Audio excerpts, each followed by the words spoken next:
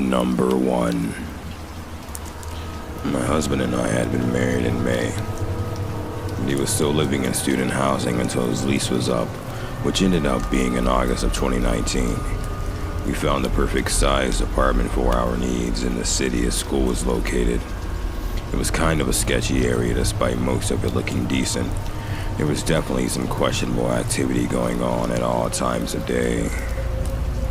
To make the situation worse, we didn't have a car at this time, so we had to walk and ride the city bus everywhere we needed to go. It felt unsafe to me since I've only ever lived in small towns growing up. One night, the unsafe feeling really kicked into high gear when we had to go get groceries on foot. On the way home to our apartment, we cut through a darkened parking lot. A man emerged from between two buildings that were just on the edge of the parking lot. He had the worst vibe about him. My husband tried to calm me down by being the rational person he is. Maybe it was just a coincidence. I continued to look over my shoulder. Sure enough, every turn we made, he made. The hairs on the back of my neck were standing on end at this point. I looked at my husband, and I told him that this man was deliberately following us. He was taking each turn we were, and he stayed far enough away from us where it wouldn't look too suspicious. I told my husband that, even though we were tired and had groceries, we needed to take a different route home.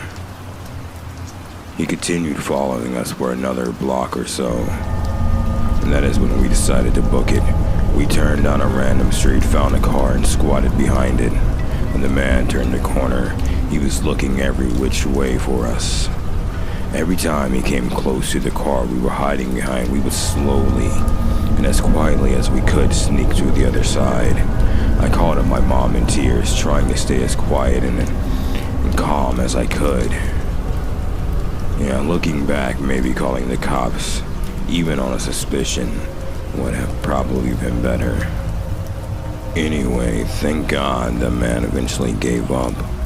Once we knew he was for sure gone, we ran, walked the rest of the way home, and locked the door the minute we shut it. It felt like my husband and I were in a thriller, horror movie, and we were the main characters trying to survive. I don't know what the man's intentions were. I don't want to know. To the creepy shadow lurker, let's never meet. Number 2. Many years ago, I acquired a stalker. He stalked me to my job, school, parents' house, home, rifled through my trash, the whole nine. I was constantly terrified, even though I had a restraining order. One day I came home from the store, walked in, left the door open, and walked straight to the kitchen. Turned around, and this motherfucker was standing in my kitchen. I'm right next to the sliding glass door, and on the other side of it is mine and my roommate's Great Dane, who was going ballistic. He started moving towards me, and let me tell you, your life doesn't flash before your eyes when you think you're about to die. Time slows down, and it seems like an eternity. The only thing I could think of was the dog, and that the dog was the only protection I had. The knife block was far away, and he could turn the knife on me easily. He was twice my size. So I reached over and undid the lock on the glass sliding door, and let me tell you, that dog came in like a wrecking ball and tore his ass up. And I was just frozen. I couldn't move. My neighbor, who was a living personification of Petunia Dursley, called the cops because she heard screaming. Cops show up, take him to the hospital, then to jail for violating the restraining order. They impounded his car, and after searching it, and what they found was horrifying. Souvenirs, condoms taken from my trash, stained period underwear I'd thrown out, Starbucks cups with my lipstick marks on them. But that's not the worst. There were photographs of me from everywhere. Photos of my roommate, mom, brother, fling. But what made my blood run cold was the shovel, duct tape, cat litter, unopened box of condoms and rope. All the accoutrements one would need to say, kidnap, rape, and murder a woman. The kicker, when it all went to court, he countersued me and my roommate for the cost of his medical bills and to have our dog put down because he was a vicious animal and a danger to society. The judge said, "You've lost your goddamn mind if you ever had one to start. If it were my daughter, I'd put you down." Number 3. This happened during the summer of 2015, and I had just graduated high school, and I still lived in my hometown. I was out with some friends, and it was getting really late, like around 1 a.m., so I decided to head home. I stopped by a drugstore close to my house that was 24/7 to pick up some aspirin and snacks. The one I went to was in the same parking lot as a supermarket. I parked my car close to the store and it was empty. There were no more than 2 other cars in this giant parking lot and I was nowhere near them. I head in and I grabbed what I came to get quickly because I had this overwhelming feeling of dread the whole time.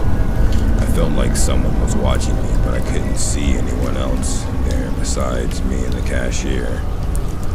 Then after I had gotten everything I intended to buy, I stalled checking out and just went aisle by aisle looking at random things because I thought whoever was out there would leave if I took too long. Really, the whole time I thought I was being paranoid because I wasn't used to going out late. Strict parents growing up. After 20 minutes of that, I pay and leave the store. I get to the door and literally bolt to my car, pepper spray in hand, and I lock myself in. I turned my head to check the back seat, and right before I could breathe a sigh of relief because no one was there, someone tapped on my window. I looked around before I left the store near the entrance, and no one was around my car. So how did I not see a person there? This is where I really freaked out. I don't know if this person was Ted Bundy inspired or what, but this was odd. He was a very handsome blonde man with slightly long hair and a cast on his arm. Now my first instinct was to drive off, but he was leaning on the front hood part of my car and I didn't want to hurt him. So I rolled my window down just an inch so he could speak and maybe back up just a bit so I could drive off without hitting him. But nope, he stayed glued on my car. He then asked me if I could help him with directions and look up an address for him. I said, I really need to go, sir. Maybe ask in the drugstore there. They can help. I already went to the supermarket and they couldn't help. That place closed at 8, and there was no way this guy has just been lurking around for 5 hours waiting for some random girl's help. He then went on about feeling really tired and if I could just give him water or food I bought since he had no money. I told him okay and began to reach to my passenger side, grabbed the chips I got, and began to roll down the window slightly. And like I expected, he'd move closer to my window, but he was now off the car, so I hit the gas and he chased my car, and I heard a scraping sound on the side as I pulled away.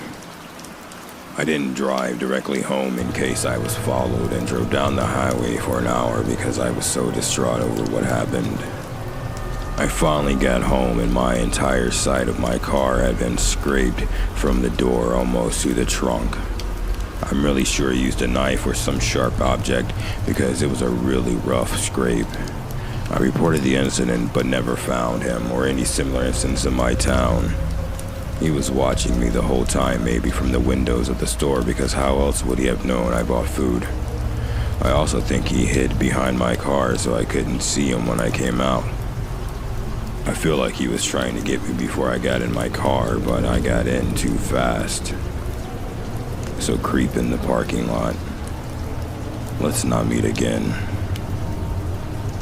Number 4. So this occurred mid-January 2019. It was around 10 p.m. and my dad and I were taking the dog for a walk around the block. As we were crossing the road, a girl in her late teens or early 20s came running towards us screaming something about how he's beating her up. She led us into a small nearby terrace. As we entered the living room, someone threw a ceramic cup in our direction, which smashed on the wall right next to our heads. There was a shirtless Aboriginal guy, also late teens, early 20s, pacing around in an agitated manner. He appeared to be drunk or high. There was another girl in the kitchen holding a baby, and she was screaming something at the guy.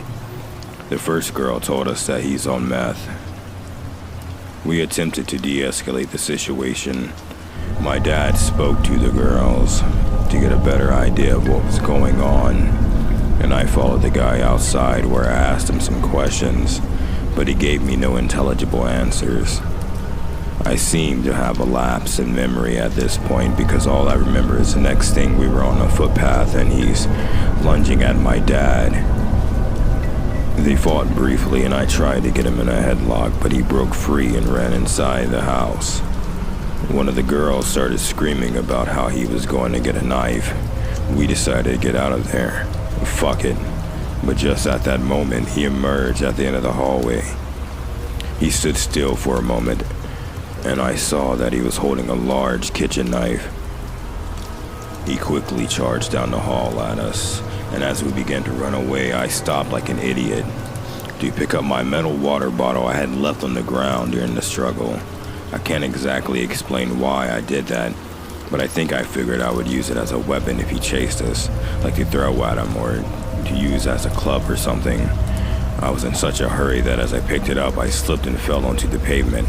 My dad was a bit further up the street by now, not having initially seen my fall. The guy came out the gate as I stood up and we wrestled briefly. I tried to force his wrist back, since for all I knew he was still holding the knife. My dad ran back and hit him with a plastic garden chair, bringing him down onto the front path. We held him down, yelling for the girls to call the police. I picked up the knife, which he had dropped at some point, and threw it as far as I could up the street. The guy tried to fool us by closing his eyes and pretending to snore, hoping that we would loosen our grip on him. Whenever I think about the incident, even though we both could have got stabbed, remembering him doing that always makes me laugh. Another odd detail, some guy walked past and offered to tie him up with some cable ties, but we said no. We tried to keep him down until the police arrived. He would struggle hard at times and completely give up at others. He was getting really sweaty and seemed to get a surge of adrenaline. Because he managed to slip loose of our grip on him, he ran inside and slammed the fly screen door shut after him, then stood there and stared at us in what must have been an attempt to intimidate us. He walked down the hall out of sight. We heard police sirens and retreated into the street. About 5 cops rushed into the house armed with pepper spray and shortly came out with a guy in cuffs. He was arrested, and the police kept us there for at least 3 hours to give our statements, which was difficult for me since I was all a blur. 4 months later, I found out that the guy stabbed someone in the neck in the exact same location, and is now in jail. It's disturbing to think that he wasn't bluffing when he charged us with a knife, and that something like this could happen so close to home.